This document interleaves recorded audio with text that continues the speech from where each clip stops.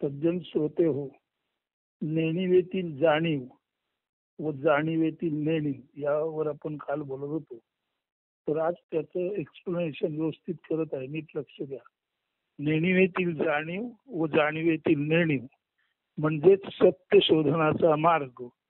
मार्ग गला मारलेला म्हणजे विना अहंकार प्रवास. म्हणून आजचं शीर्षक आहे नेणिवेतील जाणीव व जाणीवेतील नेणीव म्हणजेच सत्य शोधनाचा मार्ग किंवा विना अहंकार केलेला प्रवास. कृष्णमूर्तींचं एक छान वचन आहे, true and false. To see the false as the false, to see the true in the false and to see the true as the true. It is this that sets the mind free. म्हणजे असत्यातील असत्य अवलोकने, असत्यातील सत्य जाणून घेणे आणि सत्य हे सत्यत्वाने पाहणे यामधून किंवा या कृतीमधून मन मुक्तीकडे जे पावते. सर्वसाधारणपणे आपण अधेमध्ये कधी ना कधी असं विधान करतो आणि ते विधान असं असतं, तू काही म्हण माझे मन स्थिर आहे, माझे मन स्थिर आहे, असं आपण विधान करतो. आता हे विधान जर आपण तपासायला गेलो तर मन स्थिर आहे असं यात जे स्टेटमेंट आहे ते थोडं आपण अधिक संशोधन केलं, थोडं लक्ष घातलं तर मन स्थिर असतं हे खोटं आहे, हे असत्य आहे, आपल्याला हे दिसून येतं. म्हणजे मन स्थिर असणे हे खोटं आहे असं आपल्याला दिसतं. म्हणून माझे मन स्थिर आहे या विधानावरचा जरा थोडा खोलात जाऊन शोध घेतला तर मन स्थिर आहे हे, माझे मन स्थिर आहे या विधानातील मन स्थिर आहे हे असत्य असल्याचे लक्षात येते. पुढे जर थोडं गेलं तर याच विधानात आपल्या असं लक्षात येतं, मन तर नेहमीच चंचल असते. म्हणून माझे मन स्थिर आहे यातील मन स्थिर आहे हे असत्य आहे हा आपला पहिला शोध झाला. मन तर नेहमीच चंचल असतं हा आपला दुसरा शोध झाला. म्हणून माझे मन स्थिर आहे यातील मन असत्य असते हे ओळखणं म्हणजे एखाद्या असत्य विधानातील असत्य ओळखणं. मन स्थिर असणे या विधानाला लगेच आपण सत्य विधान किंवा असत्य विधान म्हणू शकत नाही. माझे मन स्थिर आहे तपासल्यानंतर मन स्थिर असणे हे शोधांती खोटं आहे असं आपल्या लक्षात आलं. थोडं अधिक पुढे गेलं तर मन नेहमीच चंचल असते हे शोधांती आपणाला कळलं. म्हणून माझे मन स्थिर आहे या विधानातील मन स्थिर असणे हे असत्य आहे हा शोध आपणाला लागला. थोडं पुढे जाऊन मन नेहमीच चंचल असतं हे त्यातील सत्य आपणाला कळलं. आणि त्याहून पुढे गेल्यानंतर मनाहून अधिक चंचल अन्य काही नाही किंवा मन सर्वाधिक चंचल आहे हे कळलं. म्हणून माझे मन स्थिर आहे या विधानातील मन स्थिर असणे हे असत्य आपण शोधलं. मन तर नेहमीच चंचल असतं हे त्यातील सत्य आपणाला गावलं. आणि मनाहून अधिक चंचल अन्य काही नाही किंवा मन सर्वाधिक चंचल आहे हे असत्यातील सत्य आणि त्यातील सत्य जाणल्यावर लागलेला शोध असा आहे की मन सर्वाधिक चंचल आहे हे वरील विधानातील पूर्ण सत्य म्हणून उलगडले. तर माझे मन स्थिर आहे याच्यातील मन स्थिर आहे हे असत्य आहे, मन नेहमीच चंचल असते हे शोधांती थोडं अधिक कळलेलं आहे. आणि मनाहून अधिक चंचल अन्य काही नाही किंवा मन सर्वाधिक चंचल आहे हे असत्यातील असत्य आणि त्यातील सत्य जाणल्यावर लागलेला शोध आहे की मन सर्वाधिक चंचल आहे हे वरील विधानातील पूर्ण सत्य म्हणून आपणाला उलगडले. तर जे कृष्णमूर्ती म्हणतात की सत्याबाबत स्पष्टपणे दिग्दर्शन आवश्यक आहे. जे कृष्णमूर्ती सत्याबाबत आपणाला स्पष्टपणे दिग्दर्शन करतात आणि इशारे वजा सूचनाही देतात. एक, सत्य दर्शन झालेला तोच असतो ज्याने सत्य शोधाद्वारे समजून घेतलेले असते.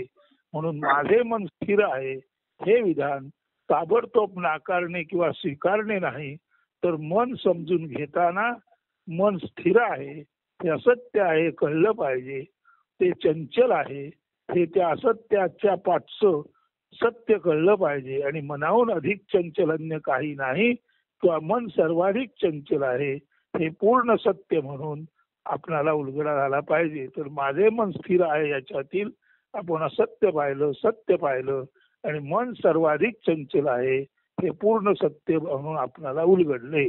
म्हणून जे कृष्णमूर्ती सत्याबाबत स्पष्टपणे दिग्दर्शन करतात आणि इशारे वजा सूचनाही देतात. ते म्हणतात, एक, सत्य दर्शन झालेला तोच असतो ज्याने सत्य शोधाद्वारे समजून घेतलेले असते. म्हणून सत्य हे शोधूनच सत्य दर्शन होते, हा पहिला त्यांचा इशारा आहे. दोन, सत्य दर्शन झालेला जरूर चुका करू शकतो, मात्र तत्परतेने त्या तो दुरुस्तही करतो. तसेच तत्पूर्वी झालेल्या आपल्या चुकांची प्रांजल कबुली तो देतो. म्हणून सत्याचा शोध घेणारा चुका जरूर करील, परंतु एकदा का त्याला सत्य गावलं की पूर्वी आपण ज्या चुका केल्या त्या तो प्रांजलपणे मान्य करतो आणि पुन्हा त्या चुका होणार नाहीत किंवा त्या चुका दुरुस्त केल्या जातील अशा प्रयत्नात तो असतो. तीन, असा माणूस सतत आत आणि बाहेर चालणाऱ्या हालचाली, मनाची आंदोलने याबाबत जागृत अष्टावधानी असतो. म्हणून हा जो माणूस आहे सत्य शोध घेणारा तो सतत अंतर्गत आणि बहिर्गत म्हणजे मनाची आत आणि बाहेर चालणारी हालचाल, मनाची आंदोलने याबाबत हा माणूस अष्टावधानी असतो. 8x3 म्हणजे 3 तासाचा प्रहर, म्हणून 8 प्रहर गुणिले 3 म्हणजे 24 तास असा माणूस आपल्या मनाच्या अंतर्गत आणि बाह्य चालणाऱ्या आंदोलनाबाबत जागृत असतो, सावध असतो. तो नेहमीसाठी सत्यदर्शी असतो. तो कायमस्वरूपी सत्य दर्शनासाठी उत्सुक असतो आणि अशा माणसाचे मन कालातीत मुक्त असते. म्हणून to see the false as the false, to see the true in the false and to see the true as the true, it is this that sets the mind free. म्हणजे असत्यातील असत्य अवलोकणे, असत्यातील सत्य जाणून घेणे आणि हे सत्य सत्यत्वाने पाहणे या कृतीतून मन मुक्तीकडे झेपावते. असा मुक्तीसाठी आसुसलेला माणूस नेहमीच सत्यदर्शन शोधाद्वारे करत असतो. सत्यदर्शन झाल्यानंतर पूर्वी झालेल्या चुका तो दुरुस्त करतो आणि पूर्वी झालेल्या चुकांची तो प्रांजल कबुलीही इतरांना देतो. असा माणूस सतत आत आणि बाहेर चालणाऱ्या मनाच्या हालचाली, मनाची आंदोलने याबाबत जागृत असतो. खरे तर तो अष्टावधानी म्हणजे 8x3 3 तासाचा एक प्रहर म्हणजे याचा अर्थ असा 8 प्रहर गुणले 3 तास म्हणजे तो अष्टावधानी म्हणजे तो अष्टव प्रहर तो कायमचा जागा असतो. तो नेहमीसाठीच सत्यदर्शी असतो.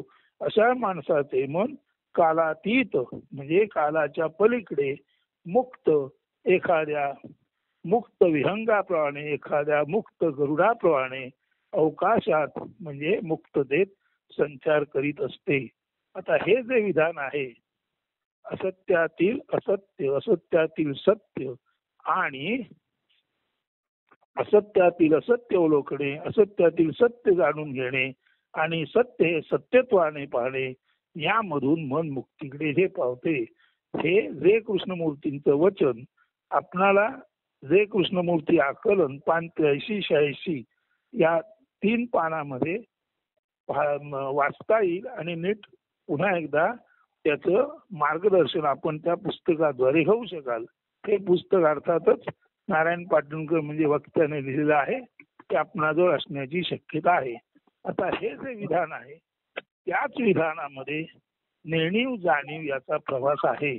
म्हणून आता हे जे विधान आहे ते विधान आपण असंही करू शकतो. कृष्णमूर्तींचं विधान काय आहे?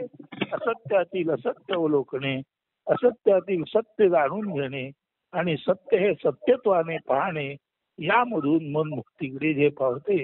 हे विधान आपण असंही करून घेऊ शकतो की नेणिवेतील जाणीव तपासणे व जाणीवेतील नेणीव तपासणे याद्वारे आपणाला मोक्ष मिळतो. आता नेणिवेतील जाणीव तपासणे अर्धा भाग बघा.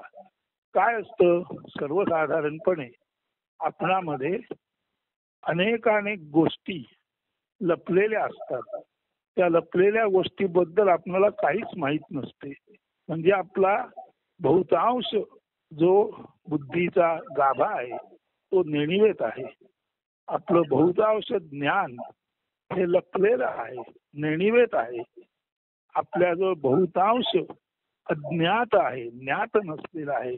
आपल्यामध्ये बहुतांश अज्ञान आहे, म्हणजे ज्ञान नाही, ज्ञात नाही आणि जाणीवेत येत नाही असा बराचसा भाग आपल्याजवळ आहे. या सर्व भागाला नेणीव म्हणतात.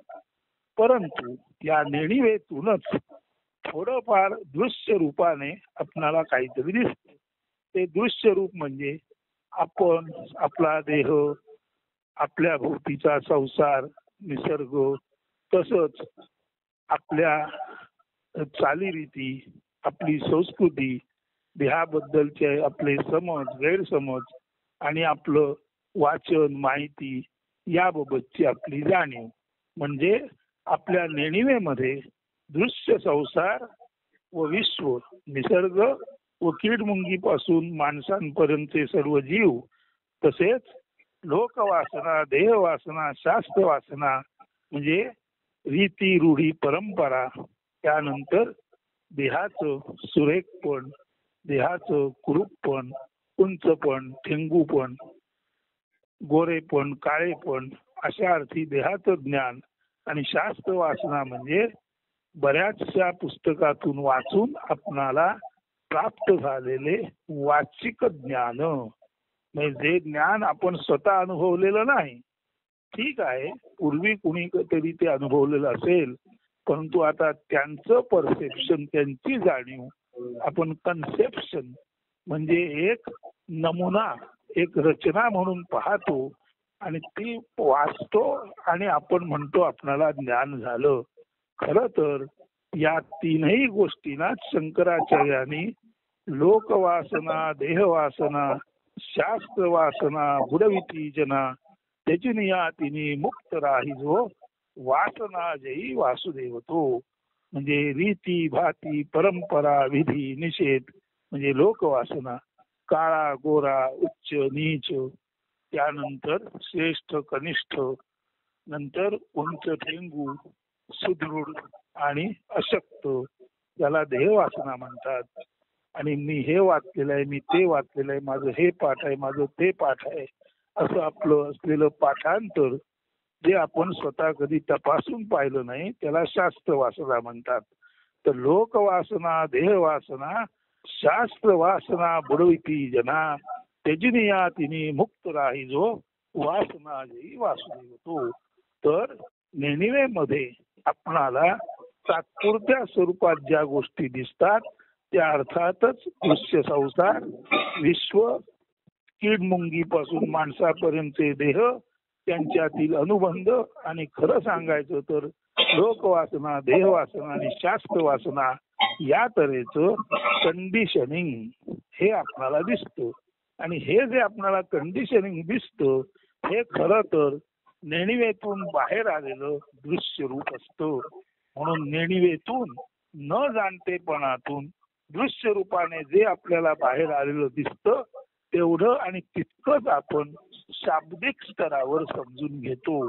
म्हणून नेणिवेतील जाणीव तपासणे याचा अर्थ आपल्याजवळ प्रचंड ज्ञान आहे, आपल्याला प्रचंड आपल्यामध्ये असा भाग आहे की जो अज्ञात आहे, आपल्यामध्ये प्रचंड नेणीव आहे की ज्याच्यामध्ये अनेकानेक गूढ रहस्य कोडी लपलेली आहेत.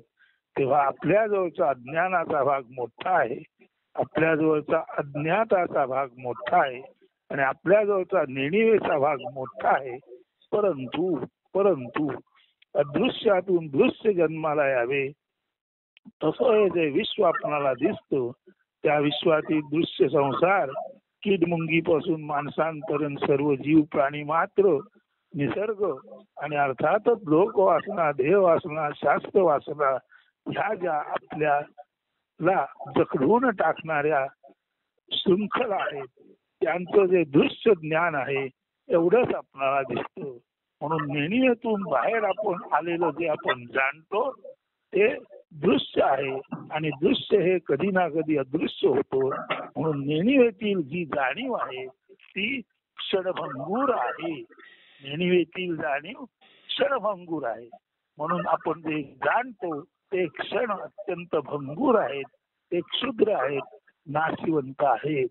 मग नेणिवेतील जाणीव आपण जाणतो तो भाग क्षणभंगूर आहे. मग या नेणिवेमध्ये असं काही आहे का जे शाश्वत आहे? या दुसऱ्या भागाकडे आपण गेलो की जाणीवेतील नेणीव तपासणे हा आपला प्रयोग सुरू होतो. जाणीवेतील नेणीव तपासणे म्हणजे दृश्याच्या पाठच्या अदृश्याचे न दिसणे.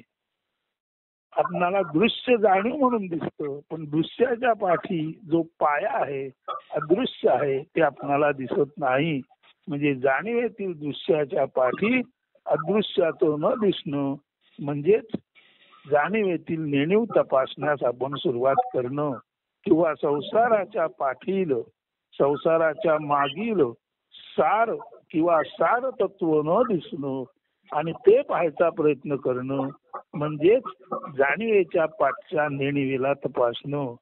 बहुमजली गगनचुंबी इमारतीचा पाया न दिसणं, बहुमजली गगनचुंबी इमारतीचा पाया न दिसणं मात्र साक्षीत्वात राहूनच दिसणेपणाच्या मागील अशाश्वताच्या आधी असलेल्या शाश्वत विश्वचेतनेचा मागोवा सुसंवेद्य शक्तीने स्वतःला ओळखण्याच्या क्षमतेने घेणे शक्य आहे.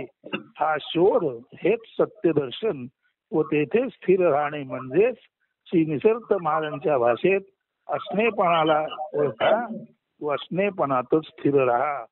स्वतःला अमर्त्य चेतना म्हणून ओळखा आणि अशा चेतनेची क्रीडा निरपेक्ष भावाने साक्षीत्वात अवलोकन करत राहा. म्हणून नेणिवेतील जाणीव तपासणे म्हणजे हा जो दृश्य संसार आहे तो क्षणभंगूर आहे हे जाणून घेणे आणि जाणीवेतील नेणीव तपासणे हे दृश्याच्या पाठचं दृश्य, देखाव्याच्या पाठचं अस्सलपण, मुखवट्याच्या पाठचं मुख, संसाराच्या पाठचं चैतन्य आणि दिसणेपणाच्या पाठचं असणेपण जे स्थिर शाश्वत आहे ते तपासणं. म्हणून दृश्य किंवा नेणिवेतील जाणीव ही क्षणभंगूर आहे, परंतु जाणीवेच्या पाठची जी नेणीव आहे ती मात्र असणेपणाच्या दृष्टीने कायमस्वरूपी अंगूर, कायमस्वरूपी द्राक्षाची गोडी त्यामध्ये आपल्याला मिळू शकते. म्हणून नेणिवेतील जाणीव तपासताना दृश्याचा अशाश्वत भाव लक्षात येतो आणि ते दृश्य उपेक्षिलं जातं. आणि नेणिवेतील जाणीव तपासताना दृश्याचा त्याग करणे म्हणजे to be free from all conditioning. म्हणून नेणिवेतील जाणीव तपासताना या तात्पुरत्या दृश्याला अशाश्वताला जाणणे, ओळखणे व त्याची साक्षीत्वात राहून उपेक्षा करणे व दृश्याचा कायमस्वरूपी त्याग करणे. म्हणून नेणिवेतील जाणीव तपासताना दृश्याची अपेक्षा न धरता त्याची उपेक्षा जर केली गेली तरच आपणाला हे जे दृश्य आहे तात्पुरतं आहे ते टाकून आपल्या अस्सलपणाकडे, असणेपणाकडे म्हणजे आपल्या जाणीवेतील मूळ नेणिवाच्या पायाकडे, आपल्या इमारतीच्या पायाकडे, आपल्या दृश्याच्या आत असलेल्या शुद्ध असणेपणाकडे, गगनचुंबी इमारतीच्या पाठी असलेल्या पायाकडे आपणाला जाता येते. मात्र हे सारे साक्षीत्वात राहूनच दिसणेपणाच्या मागील म्हणजे अशाश्वताच्या आधी असलेल्या शाश्वत चेतनेचा मागोवा घेणे म्हणजेच आपण आपणाला ओळखणारी जी सुसंवेद्य शक्ती आहे त्या क्षमतेद्वारे आपण दृश्याकडून अदृश्याकडे जाणे म्हणजे जाणीवेतून नेणिवेकडे जाणे आणि नेणिवेतील अस्सलपण, शाश्वतपण आणि नेणिवेतील तो अंगूर आनंद म्हणजे द्राक्षासारखा गोड आनंद घेणे आहे. म्हणून दृश्य हे क्षणभंगूर आहे आणि असणे पण हे अंगुरासारखं आनंददायी, अत्यंत गोड, अत्यंत मधुर व्हावी आहे. म्हणून नेणिवेतील जाणीव तपासताना आपण दृश्याची उपेक्षा करतो आणि जाणीवेतील नेणीव तपासताना दृश्याच्या पाठील असणेपणात आपण स्थिर राहतो. आणि तेव्हाच निसर्ग महाराज म्हणतात, आपले असणे पण जाणा आणि त्या असणेपणात स्थिर राहा. म्हणजे स्वतःला अमर्त्य चेतना म्हणून आपलं असणे पण ओळखा आणि अशा चेतनेची क्रीडा निरपेक्ष भावाने साक्षीत्वात अवलोकन करत राहा. दृश्याची उपेक्षा आणि अदृश्याची पाठराखण. दृश्य ते खोटे म्हणून त्याची उपेक्षा, अदृश्य ते सत्य म्हणून तेथे अदृश्य असणेपणात स्थिर राहणे आणि निरपेक्ष साक्षीत्वात उपेक्षा भावात म्हणजे दृश्य नाकारून निरपेक्ष साक्षीत्वात राहणे. हेच ते आय एम दॅट किंवा सोहम हौसोचे म्हणजेच संसारातून मुक्त संन्यासाचे असणे किंवा पाण्यापासून अस्पर्शित जसं कमलपत्र असतं तसं डिटॅच अटॅचमेंट म्हणजे असून सुद्धा डिटॅच भावाने. म्हणजे कमळ पाण्यात आहे पण कमळाचं पान पाण्यापासून अस्पर्श आहे. मानव संसारात आहे परंतु दृश्याची उपेक्षा केल्या कारणाने तो संसारात असून संन्यासी आहे. दृश्याची उपेक्षा म्हणजे नेणिवेतील तात्पुरतं दिसणारा जो देखावा आहे त्याची उपेक्षा करणे, तिकडे दुर्लक्ष करणे आणि जाणीवेतील नेणीव तपासणे म्हणजे तात्पुरत्या गोष्टीच्या पाठी जे शुद्ध असणे पण आहे तिथे स्थिर राहणे. म्हणून नेणिवेतील जाणीव तपासणे व जाणीवेतील नेणीव तपासणे या प्रवासातच माणसाचं मन खऱ्या अर्थाने मुक्त होतं.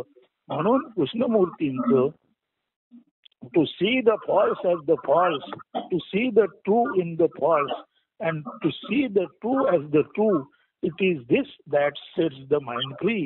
मन कसं मुक्त होतं हे जे कृष्णमूर्तींनी ट्रू अँड फॉल्स मध्ये सांगितलेलं आहे तेच आपण नेणिवेतील जाणीव तपासणे व जाणीवेतील नेणीव तपासणे या मार्गाने जर आपण गेलो तर हा जो मार्ग आहे तो अहंकार विना अहंकार हा जो प्रवास आहे तो साक्षीत्वाचा आणि दृश्याची उपेक्षा करणारा आणि अदृश्य असणेपणात स्थिर राहणारा हा जो प्रवास आहे हा प्रवास समजून घेणे म्हणजेच नेणिवेतील जाणीव व जाणीवेतील नेणीव. असा हा सत्य शोधनाचा मार्ग वा विना अहंकार प्रवास. म्हणून नेणिवेतील जाणीव व जाणीवेतील नेणीव हा सत्य शोधनाचा मार्ग किंवा विना अहंकार प्रवासच आपणाला दृश्य ते खोटे आणि अदृश्य ते खरे म्हणून दृश्याची उपेक्षा आणि त्या पाठच्या पायाभूत चैतन्याची निश्चित पाठराखण करणे आणि त्या चैतन्यामध्ये शुद्ध चैतन्य म्हणून असणे, विना व्यक्तिभाव व्यक्तित्व रहित असणे म्हणून आयडेंटिटी टाकून इन्फिनिट म्हणून दृश्याच्या पाठच्या असणेपणात कायमस्वरूपी असणे यालाच निसर्ग महाराज म्हणतात असणेपणा ओळखा जाणा आणि असणेपणा स्थिर राहा. म्हणून दृश्य ते खोटे म्हणून दृश्याची उपेक्षा, अदृश्य ते सत्य म्हणून अदृश्य असणेपणात स्थिर राहणे आणि निरपेक्ष साक्षीत्वात दृश्याची उपेक्षा करून केवळ स्वरूपी कैवल्य पद्धतीने असणेपणात स्थिर राहणे हेच ते आय एम दॅट किंवा सोहमहौसोचे संसारमुक्त संन्यासाचे असणे किंवा पाण्यापासून अस्पर्शित कमलपत्राचे असणे. आता हे जर आपल्या लक्षात आलं असेल तर नेणिवेतील जाणीव व जाणीवेतील नेणीव हा सत्य शोधनाचा मार्ग किंवा विनाअहंकार प्रवास करणे आपल्याला सहज शक्य होईल. आता या संदर्भात आत्मोपनिषद मध्ये 88 आणि 89 वर आणि मेघवृष्टीमध्ये 179 आणि 180 वर जे काव्य आहे आपल्याकडे मेघवृष्टी नसण्याची शक्यता आहे, आत्मोपनिषद असण्याची शक्यता आहे. त्याच्यामध्ये आनंदाचा मुचा गाव म्हटलेला आहे. म्हणजे ज्याने नेणिवेतील जाणीव तपासली आणि जाणीवेतील नेणीव तपासली त्याची स्थिती काय असते ते ऐका.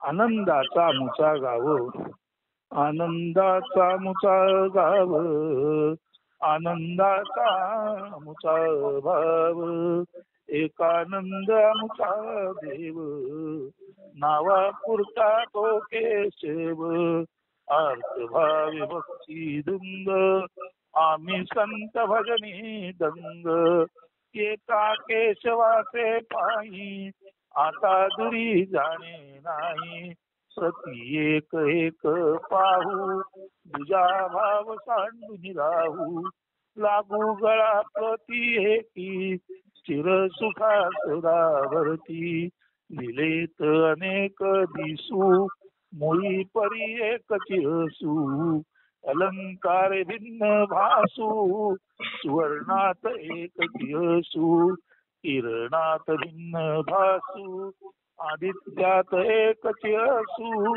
दिसण्या जरी अनेक अद्वैती परी एक ज्ञाना तुका नामा चोखा बैना जना मुक्ता एका एक देव पाऊलात संत पाऊले अनेक अष्टावक्र शंकर महाराज शरदत्त स्वरूपानंद कृष्णमूर्ती रमण महर्षी अवघा एक अद्वैतानंद एक देव नामी दंग संत पाय भजनी धुंद एक देवी सुख वार्ता नारायण मुखी सुवार्ता.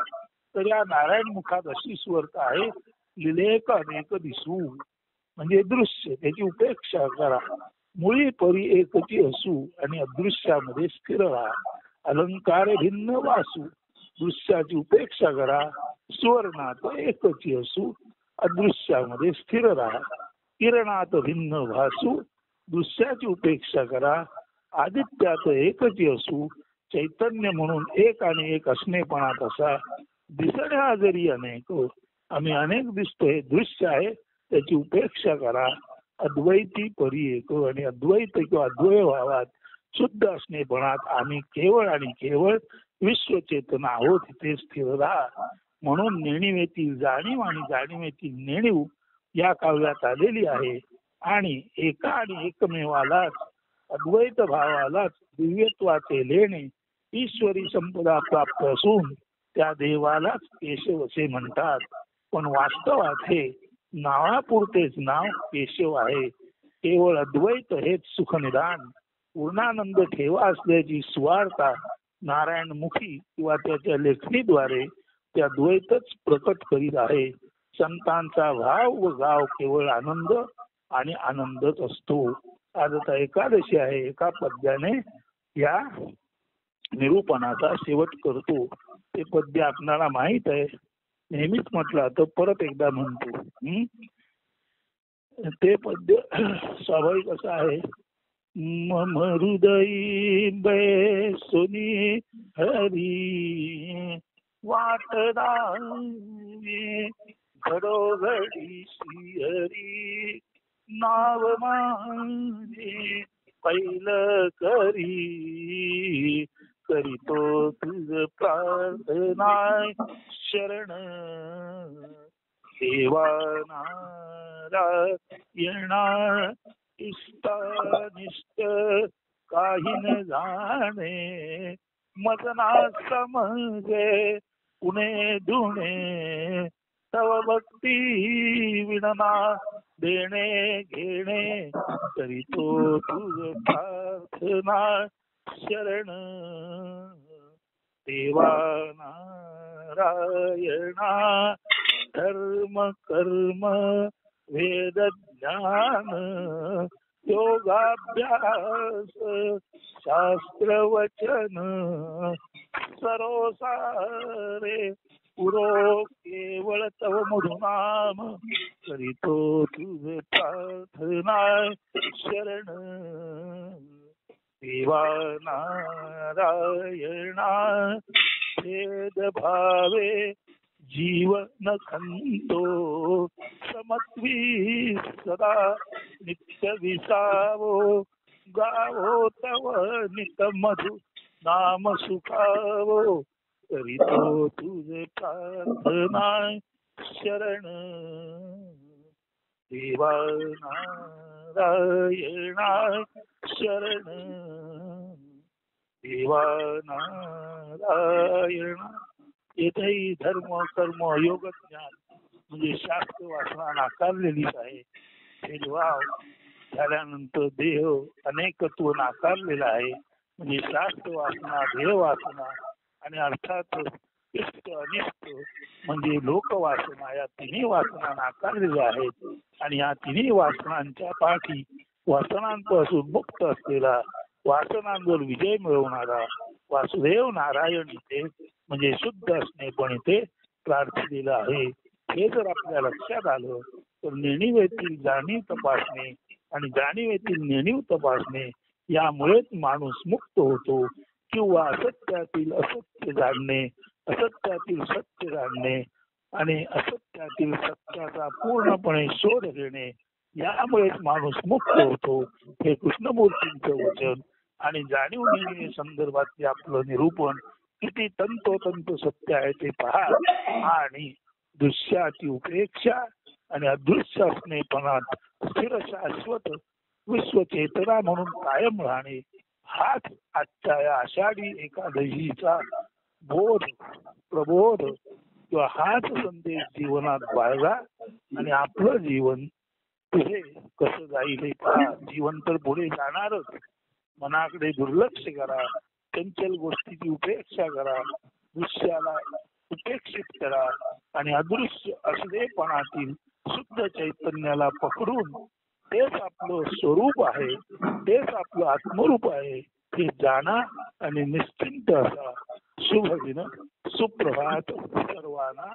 आषाढी एकादशीच्या त्या पांडुरंगाच्या स्थानुरूपात आपल्यामध्ये विशेषत्वाने ठोंबा असलेला तो आत्मा आहे. त्याच्या शुभेच्छा सर्वांना आहेतच. त्या शुभेच्छा अर्थात समजून घ्या आणि सत्याच्या शोधात राहा. सत्य शोधताना मिळते. सत्य स्वीकारायचे म्हणजे दुसऱ्याचे मानायचे, न तपासता मानणं हे सत्य नसतं. दुसऱ्याचं ऐकलं तर ते स्वतः तपासून पाहायचं आणि तपासून पाहता आपल्या हाती जे येईल ते सत्य म्हणून स्वीकारायचं. हा कृष्णमूर्तींचा संदेश जरूर लक्षात ठेवा. पुन्हा सर्वांना शुभेच्छा देतो आणि आपले हे निरूपण नेणिवेतील जाणतेपण आणि जाणीवेतील नेणतेपण हाच सत्य शोधनाचा खरा खुरा मार्ग आहे, हाच विनाअहंकार प्रवास आहे हे निरूपण येथे थांबवतो. असतो. धन्यवाद.